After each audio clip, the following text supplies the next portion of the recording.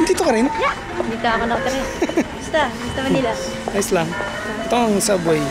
Meron rin galing sa atin. MRT. Kasing ganda rin dito. Parehas lang. Super. Walang pinagkaiba. Sinagulat nga ako parehas na parehas. Oh, parang kapal ang mukha yun. Organized din ang MRT sa Pilipinas. Signing off. 1, 2.